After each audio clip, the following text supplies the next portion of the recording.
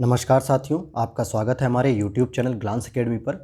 आज की इस वीडियो में हम डिस्कशन करेंगे यूपी टेट, राजस्थान टेट और सी टेट के लिए सोशल साइंस के अंतर्गत ज्योग्राफी के कुछ इंपॉर्टेंट MCQs के लिए। तो चलिए शुरू करते हैं हम आज के पहले प्रश्न से। आपके सामने प्रश्न दिया हुआ है, अरब सागर में स्थित द्वीपों जो भारतीय द्वीप होते हैं उनकी सबसे महत्वपूर्ण विशेषता क्या है। तो पहले तो बात आती है अरब सागर महाद्वीप कौन सा होता है। तो देखिए, भारत के अगर हम नक्शे की बात करें तो इस तरफ पूरब साइड में बे ऑफ बंगाल यानी बंगाल की खाड़ी है, और अगर हम पश्चिम की बात करेंगे पश्चिम की तरफ तो यहाँ पे आपको देखने को मिलता है अरब सागर। और अब बात करें जरा कि इस अरब सागर में कौन से द्वीप हैं, तो यहाँ पर आप देखेंगे लक्षद्वीप है। तो ये लक्षद्वीप से संबंधित प्रश्न पूछा जा रहा है कि जो स्थित द्वीप हैं लक्षद्वीप, इसकी सबसे महत्वपूर्ण विशेषता क्या है। क्या सभी कोरल रीफ से बने हुए हैं, ये सभी आकार में बहुत छोटे हैं, इनकी जलवायु बहुत शुष्क है, या ये महाद्वीप के विस्तारित हिस्से हैं। तो सही जवाब हो जाएगा ए, क्योंकि ये सभी के सभी कोरल रीफ से बने हुए हैं। किससे बने हुए हैं? कोरल से बने हुए हैं। यानी और कोरल को हिंदी में क्या कहा जाता है? प्रवाल कहा जाता है। इसीलिए लक्षद्वीप को एक तरीके से प्रवाल द्वीप भी कहा जाता है। अगले प्रश्न की ओर चलते हैं। सेकंड क्वेश्चन है आपका, पाक जलडमरू मध्य भारत से किस देश को अलग करता है? पाकिस्तान, अंडमान द्वीप, चीन और श्रीलंका। सही जवाब हो जाएगा डी ऑप्शन, श्रीलंका। आइए देखते हैं पाक जलडमरू मध्य किधर है। तो जब आप दक्षिण भारत का ये लोकेशन देखते हैं और यहाँ पे आप देखेंगे श्रीलंका को, तो यहाँ पे आप डॉट डॉट जो लाइन देखते हैं, इन्हीं को हम क्या कहते हैं? पाक जलडमरू मध्य कहते हैं। और अगर हम चीन की बात करेंगे तो चीन के साथ भारत की कौन सी रेखा जाती है? मैकमोहन रेखा जाती है। और अगर हम पाकिस्तान की बात करेंगे तो यहाँ पर एक रेड क्लिफ नाम की रेखा जाती है जो भारत और पाकिस्तान के बीच विभाजन करती है। अगले प्रश्न को देखें हम। हमारा तीसरा प्रश्न है, सबसे लंबी समुद्र तटीय रेखा किस राज्य से संबंधित है? महाराष्ट्र, उड़ीसा, केरल, गुजरात। इसका सही जवाब हो जाएगा गुजरात, और इसकी सही जवाब हो जाएगा गुजरात। और अगर हम बात करें भारत की कुल तटीय रेखा, जब यहाँ पे पूछ देता है आपसे कुल तटीय रेखा, तो आपका सही जवाब होना चाहिए अंडमान निकोबार। लेकिन अगर पूछता है मुख्य भूमि करके तो वहाँ पे आपका सही जवाब हो जाएगा गुजरात।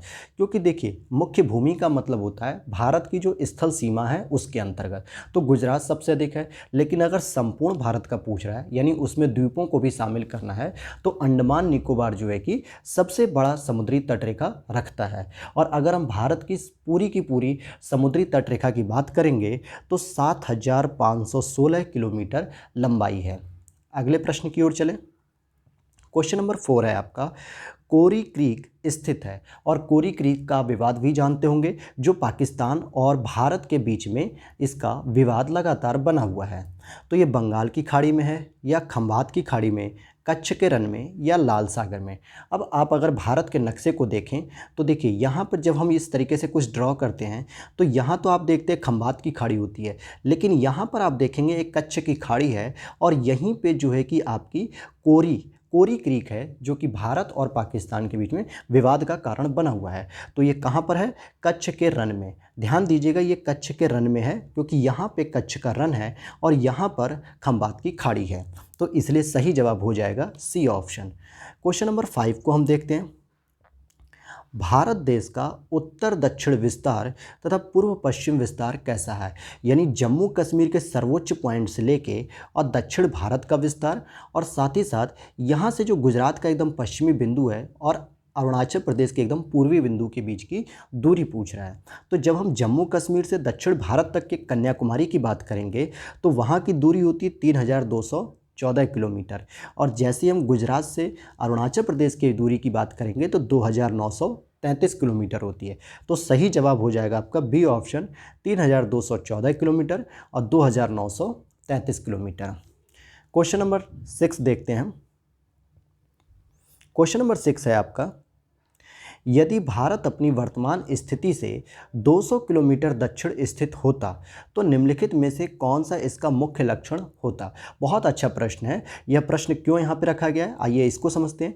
आप देखेंगे कि यहाँ पर हमारी 0 डिग्री की एक अक्षांश रेखा जाती है। कौन सी रेखा जाती है? 0 डिग्री की अक्षांश रेखा, जिसको हम विषुवत रेखा या भूमध्य रेखा भी कहते हैं। और हमारा भारत लगभग कुछ यहाँ पर स्थित है, यानी यहाँ पर कौन सा डिग्री होता है? 8 डिग्री 4 मिनट। ठीक है। और कह रहा है कि भारत को थोड़ा सा और नीचे करते हम 200 किलोमीटर के आसपास नीचे खसक जाते, तो मैं मान के चल रहा हूँ कि 5 डिग्री या 6 डिग्री के आसपास भारत पहुँच जाता, तो क्या परिवर्तन होता? तो उष्णकटिबंधीय मरुस्थल देखने को मिलता, या उष्णकटिबंधीय सदाबहार देखने को मिलते, या उष्णकटिबंधीय घास के मैदान, या उष्णकटिबंधीय अर्ध मरुस्थल की स्थिति देखने को मिलती। तो बी वाला ऑप्शन सही हो जाएगा, उष्णकटिबंधीय सदाबहार वन, क्योंकि 0 से 10 डिग्री के बीच में सदाबहार वन का विकास ज़्यादा होता है। और भारत 8 डिग्री से शुरू करता है, इसलिए 8 डिग्री से 10 डिग्री के बीच में तो सदाबहार वन मिलता है, लेकिन जैसे ही 200 किलोमीटर दक्षिण में अगर भारत और खिसक जाएगा तो हमें और भी अधिक मात्रा में सदाबहारी वन देखने को मिलेंगे, यानी यह जलवायु हमारे देश की प्रमुख विशेषता हो जाएगी। तो बी ऑप्शन सही हो जाएगा। यह प्रश्न आपके लॉजिक बेस पर था। क्वेश्चन नंबर 7 को हम देखते हैं। क्वेश्चन नंबर 7 आपसे कह रहा है, भौतिक विभाग के वर्गीकरण का आधार वनस्पति होती है और वनस्पति उच्चावच की प्रकृति बताती है। उच्चावच का मतलब होता है कि कहाँ पे समतल है, कहाँ पर जो है कि पहाड़ है, कहाँ पर्वत है, कहाँ पठार है। तो उसी जलवायु से वनस्पति का जो है कि उत्पादन भी होता है, यानी कि उनकी पनपती भी है।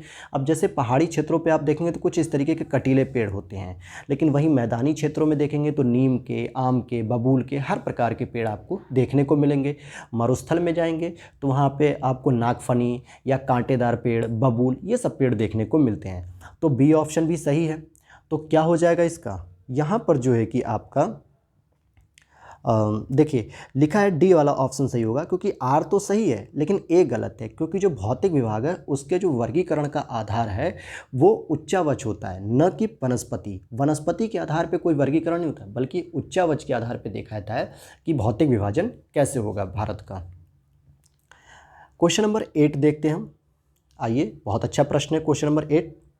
देख लेते हैं। जो नॉर्थ ईस्ट वाले बेल्ट के जो राज्य होते हैं, सामान्यतः उसके आपको प्रधानमंत्री, राज्यपाल मुख्यमंत्री और राज्यपालों की जानकारी जरूर होनी चाहिए, इवन कि वहाँ की राजधानियों की भी, क्योंकि नॉर्थ ईस्ट का जो बेल्ट होता है वहाँ पर अक्सर विद्यार्थियों की पकड़ कमज़ोर होती है और टीचर वहीं से प्रश्न उठाता है। जैसे अरुणाचल प्रदेश की राजधानी या मिज़ोरम की राजधानी या सिक्किम के मुख्यमंत्री कौन है, असम के राज्यपाल कौन है, तो ऐसे वहाँ से प्रश्न जरूर तैयार रखिएगा। तो उसी को ध्यान में रख के यहाँ पे यह प्रश्न रखा गया है। देखिए, पूछा जा रहा है निम्नलिखित राज्यों के गठन का सही अनुक्रम बताइए, यानी कौन सा राज्य किस वर्ष स्थापित हुआ था। अगर हम बात करें, सबसे पहले अगर हम बात करते हैं नागालैंड की, तो देखिए नागालैंड हुआ था आपका कब? 1963 में। और हम बात करें मेघालय की, तो मेघालय हुआ था आपका 1972 में। फिर अगर हम बात करें सिक्किम की, तो ये हुआ था 1975 में। और अरुणाचल प्रदेश की बात करेंगे तो 1987। तो देखिए क्रम से है, नागालैंड 63, मेघालय 72, सिक्किम 75 और अरुणाचल प्रदेश 87। तो ये जो सीरीज़ आपको मिलेगी ये बी ऑप्शन में मिल जाएगी, नागालैंड, मेघालय, सिक्किम, अरुणाचल प्रदेश। तो बी ऑप्शन सही होगा। अगले प्रश्न को देखें। यहाँ पर देखिए सुमेलित करना है, ये जो झील है वो किस राज्यों में है। तो सांभर झील, जहाँ से नमक निकलता है, बहुत अधिक फेमस है, तो ये तो आपकी राजस्थान में हो गई। लोनार झील की बात करेंगे तो ये आपको मिलेगी महाराष्ट्र में। और पुलिकट झील की बात करेंगे तो ये आपको मिल जाएगी आंध्र प्रदेश और तमिलनाडु की सीमा रेखा पर, लेकिन ऑप्शन में तमिलनाडु मैच किया जाएगा। और नौकुचिया जो झील है वो आपको उत्तराखंड में देखने को मिलेगी। तो ये आपके सही जवाब हो जाएंगे। प्रश्न संख्या 10 पर चले हम। पूछा जा रहा है दक्षिण गंगोत्री क्या है। गंगोत्री तो आप जानते हैं उत्तराखंड में एक ग्लेशियर है, जहाँ से जो आपकी नदी आती है, जिसको हम गंगा का उद्भव मानते हैं, वहाँ से कि गंगा निकलती है, लेकिन असल में वहाँ से भागीरथी नदी निकलती है और जो अलकनंदा से मिलकर गंगा बनाती है। तो ये तो हो गया गंगोत्री। लेकिन प्रश्न में दे रहा है दक्षिण गंगोत्री क्या है। प्रायद्वीपीय भारत की एक नदी, युद्धक जलपोत, हिमालय स्थित कोई झील या अंटार्कटिका में स्थापित भारतीय वैज्ञानिक अनुसंधानों का स्थायी केंद्र। तो डी ऑप्शन यहाँ पर सही हो जाएगा, क्योंकि अंटार्कटिका जो कि नो मैंस लैंड, यहाँ पे कोई भी व्यक्ति नहीं रहता है, केवल रिसर्च करने वाले साइंटिस्ट जो कि एक पर्टिकुलर टेम्परेचर के साथ लैब में रहते हैं और वहाँ पर जो है कि अंटार्कटिका की जलवायु पे क्या असर पड़ रहा है इसके बारे में अध्ययन करते हैं। और जो भी प्रमुख देश हैं उन्होंने अपनी वहाँ पे एक लैब स्थापित कर रखी है। इसी तरीके से भारत की वहाँ पे 2-3 लैब हैं। तो एक तो हो गई गंगोत्री, और दूसरी आप नोट कर लीजिए मैत्री, और एक तीसरे नंबर पर है भारती। तो ये तीनों ही जो है कि अंटार्कटिका पे क्या है, भारतीय लैब हैं जहाँ पर भारतीय वैज्ञानिक जाकर अध्ययन करते हैं। अगले प्रश्न को देखें। क्वेश्चन नंबर 11 है आपका। क्या है 11? भारत के कौन से क्षेत्र जैव विविधता की दृष्टि से पृथ्वी पर हॉट स्पॉट हैं, यानी जहां पर बहुत अधिक विविधताएं देखने को मिलती हैं? तो सही जवाब हो जाएगा बी ऑप्शन, पश्चिमी घाट और पूर्वी हिमालय। तो भारत में 4 जो है कि जैव विविधता के हॉट स्पॉट हैं, 4। तो देखिए 2 तो आपको यहाँ पे मिल गए, पश्चिमी घाट और पूर्वी हिमालय। जो 2 और हैं उनको भी आप नोट कर लीजिए, वो कौन सा होगा? एक तो पूरे हिमालय को भी हम ले सकते हैं इसमें, और दूसरा आपका हो जाएगा अंडमान और निकोबार। तो ये जो है कि 2 ये हो गए और 2 ये, तो 4 जो है कि जैव स्पॉट मिलते हैं। अगले प्रश्न को देखें। पूछा जा रहा है, तराई प्रदेश की बस्तियां सहंत होती हैं और तराई प्रदेश में वर्षा ऋतु में नियमित जल प्लावन रहता है। जल प्लावन का मतलब एक तरीके से बाढ़ जैसी स्थिति को कह रहा है। तो यहाँ पर आप देखेंगे कि आर तो सत्य है लेकिन ए गलत है। कहने का मतलब तराई प्रदेश में जब वर्षा ऋतु होती है तो अक्सर जो है कि जल भरा रहता है हर जगह में, लेकिन तराई प्रदेश की बस्तियाँ सहंत नहीं होती हैं बल्कि दलदली पेटी होती है यहाँ पर। चलिए नेक्स्ट क्वेश्चन को देखते हैं। क्वेश्चन नंबर 13 है आपका। निम्न में से कौन सा क्षेत्र अरब सागर शाखा की मानसून द्वारा प्रभावित नहीं होता है? जब अरब सागर की शाखा से जब हवाएं इधर से प्रवेश करती हैं मानसून के समय जून में, तो कौन सी शाखा प्रभावित नहीं होती? पश्चिमी घाट भी होता है, ठीक है, पश्चिमी घाट भी होगा आपका, दक्षिणी घाट भी होगा, मध्य घाट भी होगा, लेकिन पंजाब का मैदान इससे प्रभावित नहीं होता है। तो डी ऑप्शन सही हो जाएगा। क्वेश्चन नंबर 14 अगर हम देखें, निम्न में से कौन म्यांमार के साथ भारत की समुद्री सीमा बनाता है? 8 degree channel, great channel, Coco channel या इनमें से कोई नहीं? तो देखिए अगर हम बात करेंगे यहाँ पर इस प्रश्न को, तो इसका सही जवाब हो जाएगा सी, कोको चैनल। कोको चैनल क्या करता है? यहाँ पर अंडमान निकोबार जब शुरू होता है तो यहीं पर उत्तरी अंडमान के पास एक कोको चैनल होता है जो इस एरिए के म्यांमार के क्षेत्र को अलग करता है। और ग्रेट चैनल की अगर हम बात करेंगे तो यहाँ पे जो ये निकोबार है सबसे नीचे, यहाँ पर ग्रेट निकोबार से अलग होता है सुमात्रा। कौन अलग होता है? सुमात्रा अलग होता है। अगले प्रश्न को देखते हैं। क्वेश्चन नंबर 15 है, आपसे पूछा जा रहा है, हिंद महासागर में ग्रीष्म ऋतु में विषुवत रेखीय विपरीत धारा नहीं पाई जाती है और ग्रीष्म ऋतु में उत्तरी हिंद महासागर में दक्षिण पश्चिम मानसून धारा प्रभावित होती है या प्रभावी होती है। तो पूछ रहा है कि जब हिंद महासागर में ग्रीष्म ऋतु में विषुवत रेखीय विपरीत धारा नहीं पाई जाती है, यानी प्रति विषुवतीय रेखा जिसको कहते हैं हम, यानी कि पानी का जो बहाव होता है विपरीत दिशा में, वहीं ग्रीष्म ऋतु में उत्तरी हिंद महासागर में दक्षिण पश्चिम मानसून धारा प्रभावी होती है। उत्तरी हिंद महासागर का मतलब जो भारत के किनारे जो हिंद महासागर है, और वहाँ पे तो दक्षिण पश्चिम मानसून प्रभावी होता है, इसी से बारिश जो है कि भारत में होती है। तो स्टेटमेंट तो दोनों सही हैं, लेकिन एक उत्तरी महासागर की बात हो रही है और एक पूरे हिंद महासागर की, तो आपस में कोई रिलेशन नहीं है। इसीलिए जो है कि बी ऑप्शन से होगा कि सही कारण नहीं बताया जा रहा है, लेकिन स्टेटमेंट दोनों सही हैं। क्वेश्चन नंबर 16 देखते हैं। भारत में केवल सक्रिय ज्वालामुखी स्थित है, कहाँ पर, कौन सा है? तो देखिए माउंट थुलर, माउंट कोयोब, बैरन द्वीप या लक्षद्वीप। तो 16 का हो जाएगा सी, बैरन द्वीप जो है कि सक्रिय ज्वालामुखी है। और यह कहाँ पे आपको मिलेगा? तो यह आपको मिलेगा अंडमान द्वीप समूह पे। किस पे मिलेगा? अंडमान निकोबार द्वीप समूह पर। और यहीं पर एक सुसुप्त ज्वालामुखी है जिसका नाम है नारकोंडम। कौन सा नाम है? नारकोंडम ज्वालामुखी, जो कि सुसुप्त है यानी कि शांत ज्वालामुखी है। क्वेश्चन नंबर नेक्स्ट है 17। पश्चिमी घाट के दर्रों का उत्तर से दक्षिण सही अनुक्रम बताइए। यानी कि जो ये पश्चिमी घाट है आपका, यहाँ से उत्तर से लेकर दक्षिण तक का एक सही क्रम बताइए। और ये तीनों ही बहुत ही इंपॉर्टेंट हैं। तो सही जवाब हो जाएगा बी। सबसे ऊपर थाल घाट है, फिर भोर घाट है, फिर पाल घाट है। यहाँ पर थाल घाट मिलेगा, यहाँ भोर घाट मिलेगा, यहाँ पर पाल घाट मिलेगा। क्वेश्चन नंबर 18 है आपका।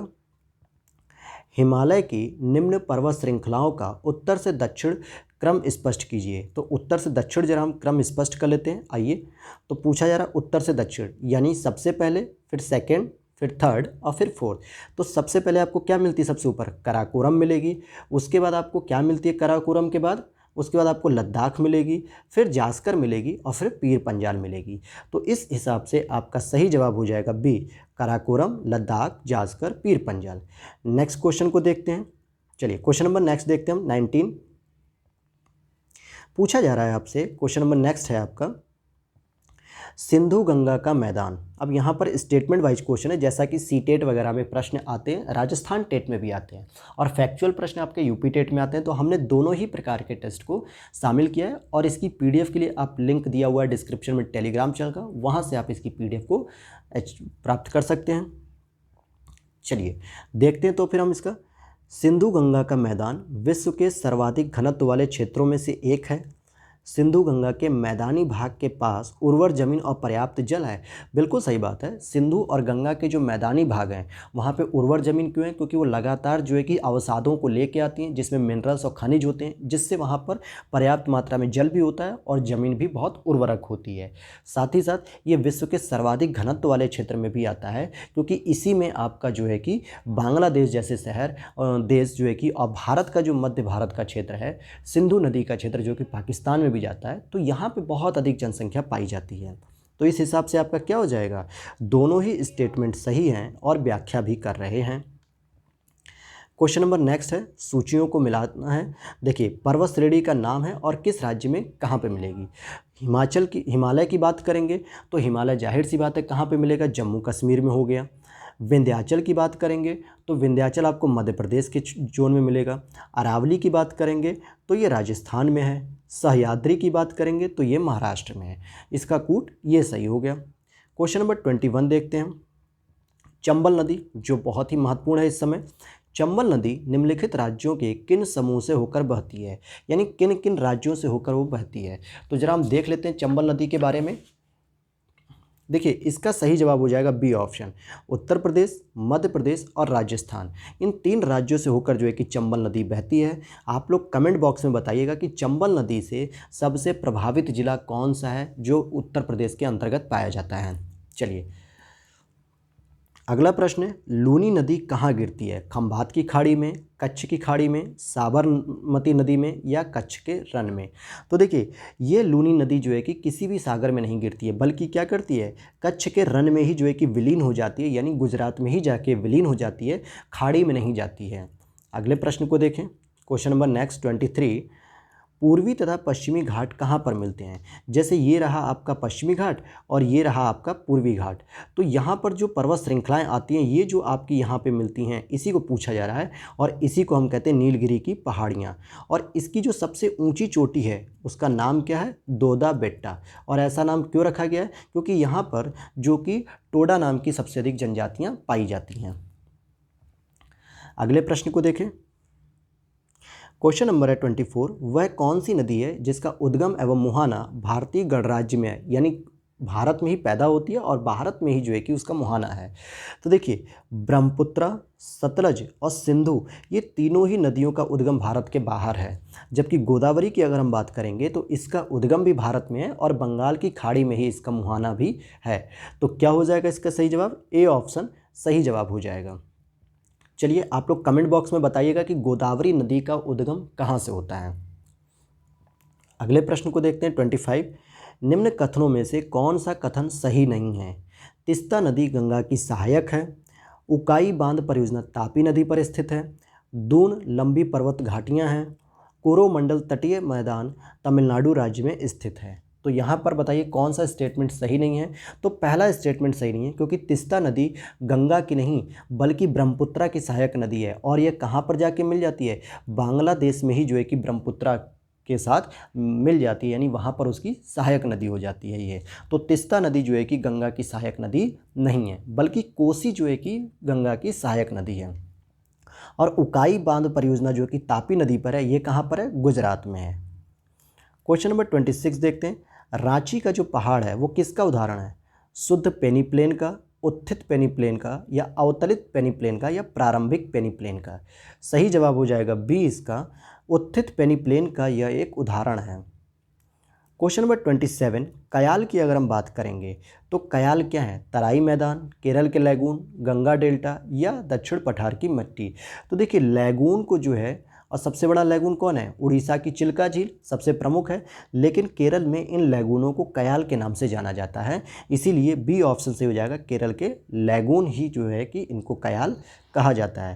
क्वेश्चन नंबर 28 की अगर हम बात करते हैं, कौन सा युग्म सुमेलित है? जलोढ़ मिट्टी में क्या मिलेगा? नाइट्रोजन और ह्यूमस की अधिकता होगी। लाल मिट्टी अत्यधिक निक्षालन होगा। लैटेराइट मिट्टी पोटास और जैव पदार्थों की अधिकता होगी। काली मिट्टी लोहे की कमी। सही जवाब हो जाएगा आपका सी ऑप्शन। और ये ध्यान दीजिएगा कि भारत की मृदा में ह्यूमस या जैव पदार्थ, जिसको हम कहते हैं जैविक पदार्थ की बहुत अधिक मात्रा है, तो न तो जैव पदार्थ की यहाँ अधिकता है, न ह्यूमस की अधिकता है। भारत के किसी भी क्षेत्र में आप चले जाइए, ह्यूमस और जैव पदार्थों की अधिकता है ही नहीं, बहुत ही नाम मात्र का, बहुत 0.1 में भी नहीं है वो। तो ऐसे ऑप्शन को देखते ही आप काट सकते हैं।